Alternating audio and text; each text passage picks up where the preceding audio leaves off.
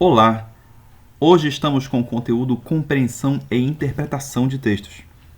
Se você olhar bem, quase todos os editais de concurso, quase não. Olhe bem que lá no começo dos conteúdos de língua portuguesa vai estar essa expressão, Compreensão e Interpretação de Textos, a qual quase sempre é negligenciada. As pessoas olham essa parte e em seguida se preocupam com o aspecto gramatical dos outros conteúdos. Sendo que hoje vamos ver que, na verdade, todos os outros conteúdos que aparecem depois disso existem em função dessa compreensão e dessa interpretação de textos. Em primeiro lugar, observemos que são duas palavras, compreensão e interpretação de textos.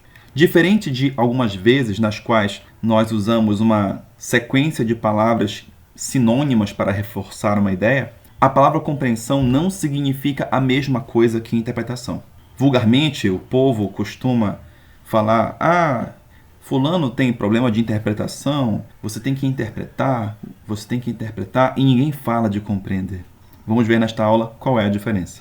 A compreensão e interpretação de textos são duas ações que estão relacionadas, uma vez que quando se compreende corretamente um texto, chegamos a determinadas conclusões, que é a interpretação. Ou seja, compreender, no seu sentido mais exato, seria agarrar-se ao texto, prender-se aos aspectos da sua construção, da sua composição, da sua gramaticalidade, da sua coesão e da sua coerência. Já a interpretação seriam as conclusões às quais chegamos quando compreendemos o texto. Hoje em dia é essencial saber interpretar corretamente os textos, entender melhor sobre suas tipologias e as funções da linguagem relacionadas a ele. Então vejamos um pouco melhor sobre isso. Procurando por vídeos no YouTube, alguns textos na internet, você vai ver que alguns professores dão uma espécie de padrão para se perceber quando uma questão é de compreensão de textos ou quando ela é de interpretação. Então, do seu lado esquerdo, você tem aí compreensão. Você vai compreender o texto quando você vai se ativer ao que está no texto, ou, pelo menos, a alguma coisa que seja uma paráfrase desse texto. Então, no comando, é possível que você encontre segundo o texto, o autor afirma que, o texto informa que, no texto, etc. Então, tudo que se refira ao que está escrito no texto ou ao pensamento do autor do texto é compreensão. No seu lado direito, existe a coluna da interpretação. Interpretar é ligar-se ao que está além do texto. Então, um comando pode, eventualmente, ao tratar de interpretação, usar a expressão depreende-se que, infere-se do texto, conclui-se do texto que, o texto permite deduzir que, o texto sugere que, qual é a intenção do autor quando afirma que. Então, na interpretação, o leitor usa o texto como um trampolim. Ele para no texto para alcançar outra coisa que não é o texto, vai além do texto. Então, interpretar é um ato mais complexo nesse sentido. Você não vai se ater ao texto, mas vai juntar o texto lido com outra coisa já conhecida. Falando tecnicamente, em inglês há termos distintos para esses dois tipos de leitura. Então aí você vê escrito top-down, que seria de cima para baixo. A leitura descendente é uma abordagem não linear, que seria justamente a leitura interpretativa, que faz uso de informações não visuais e vai da macro para a microestrutura do texto. É uma leitura que depende do leitor. A leitura que vai do leitor para o texto. É como se o leitor empurrasse para o texto aquilo que ele sabe, muito mais interessado nisso do que em saber do que está no texto. A leitura bottom-up, seria a leitura de baixo para cima, constrói o significado através da análise e síntese do significado das partes. É uma leitura dependente do texto. Então, quando você faz essa leitura, você está compreendendo o texto. Você está se agarrando aos elementos que o texto fornece para mostrar a sua leitura. Para deixar visualmente melhor, veja esse esquema a seguir. Como você vê no desenho, a setinha, a compreensão é o ato de pegar o que está escrito no texto e pôr para fora, digamos assim. Já no ato de interpretar, o leitor joga para o texto de volta aquilo que ele já sabe. Então, a interpretação tende a ter uma coisa mais fora do texto e a compreensão parte do texto. Geralmente, questões de concurso vão ser de compreensão. De interpretação são poucas. Geralmente, quando mexe com texto literário, há a possibilidade de haver uma questão de interpretação. Sendo assim, os conteúdos básicos que uma pessoa deve estudar para bem compreender e bem interpretar os textos são estes: denotação e conotação, gêneros textuais, tipos textuais, funções da linguagem e a própria gramática, ou seja, fonética e morfossintaxe, além da semântica e estilística que aparecem no final, geralmente, desses livros. Então, tudo que se estuda de língua portuguesa existe em função desse ato complexo de compreender textos e de interpretar textos.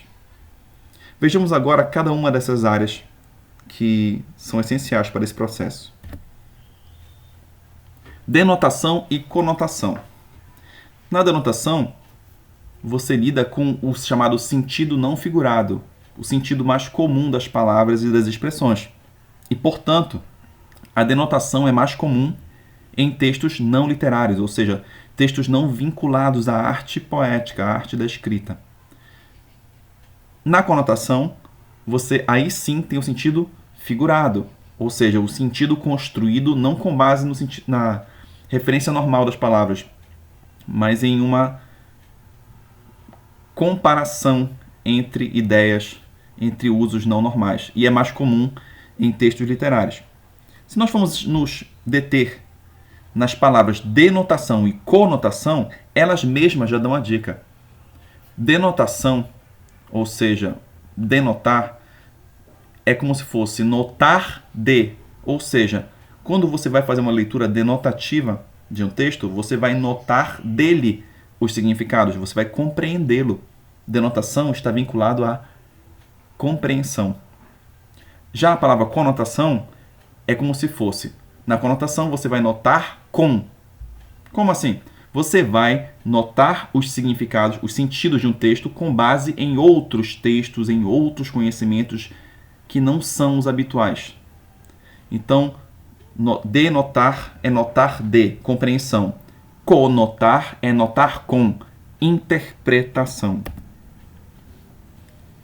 No que se refere aos gêneros textuais, é importante percebê-los na sua relação com os tipos textuais. Os tipos textuais são fechados, são 5 tipos apenas. Já os gêneros são praticamente infinitos. Os tipos textuais são o narrativo, o descritivo, o argumentativo, o expositivo e o injuntivo. Então, quando você vai ler um texto para uma prova, vai notar que esse texto vai estar em algum gênero. E esse gênero, se for um gênero em prosa, por exemplo, vai estar vinculado a esses tipos, sendo que algum vai predominar. Aí você vê que em um conto, ainda que haja descrição e ainda que nele haja argumentação, ou exposição, ou algo de injunção, um conto vai ser predominantemente narrativo. Então, ele vai ter personagens sofrendo algum problema em algum espaço e algum tempo. Você vai acompanhar uma história. Então é assim, você olha para o gênero e tem que pensar qual seria o tipo textual predominante, para olhar qual é a marca textual que vai estar lá, para melhor compreender o texto e, eventualmente, interpretá-lo. Falando nisso, nos tipos textuais, eles são classificados de acordo com sua estrutura e seu objetivo. De acordo com a tipologia textual usual, eles são classificados em 5 tipos. O narrativo, que já foi dito, o descritivo, que vai ter uma presença maior de verbos de ligação e adjetivos, o texto dissertativo, que já vai envolver o ato de argumentar os conectores, operadores discursivos, as conjunções, no caso, oração coordenada. Texto expositivo vai ser aquele que apresenta um assunto, que pode estar vinculado ao dissertativo também. E o texto injuntivo, que vai ser a base textual de gêneros que envolvem algum tipo de instrução, como receita, manual de instrução, texto publicitário. Funções da linguagem. As funções da linguagem são formas de utilização da linguagem segundo a intenção do falante. Então você tem que pensar que as funções, das 6 funções, a maior parte delas vai estar vinculada a uma organização das 3 pessoas do discurso que nós vemos com os pronomes.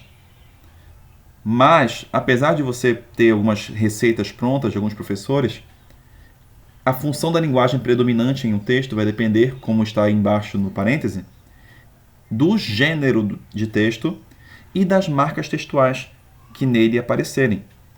Porque, por exemplo, um texto publicitário que tiver um tipo injuntivo vai ter uma tendência a jogar mais uma função conativa, por exemplo, do que outros textos. Gramática, fonética, morfossintaxe e semântica e estilística. Na parte da fonética e fonologia, estudamos acentuação gráfica, dígrafo, encontros consonantais, encontros vocálicos. Tudo isso pode aparecer em questões de concurso, por exemplo, de ensino fundamental, de ensino médio, em que essas partes mais detalhadas da gramática costumam aparecer. Mas também, em caso de provas de nível superior, esses conteúdos aí de fonética e fonologia vão ser mais cobrados, talvez nem tanto em questões, mas nas redações que eles pedem. Vão ser observados os casos de desvio da ortografia. Então, sobra aqui esse final pesado, que é a morfologia, que é a classificação, estrutura e formação de palavras, e a sintaxe, que geralmente é temido pelas pessoas. Porém, uma dica que eu daria a todos que continuam tendo dificuldades em língua portuguesa, nessa parte aqui da gramática, que é uma coisa dada praticamente, se a gente for olhar o tempo que certas regras já têm dentro dos livros, dos manuais de gramática, deveria, aproveitando os que podem a tecnologia, comprar cursos de língua portuguesa oferecidos pela internet. Claro que avaliando se o professor que dá essa aula tem algum tipo de base realmente boa para que você aprenda e o seu dinheiro seja bem investido. E também comprar um manual de gramática confiável, para que possa ser consultado em casa, assim como uma pessoa que estuda tem que ter um dicionário. Então você teria 2 livros básicos para estudar português: o dicionário e um livro, um manual de gramática para lembrar-lhe dos assuntos.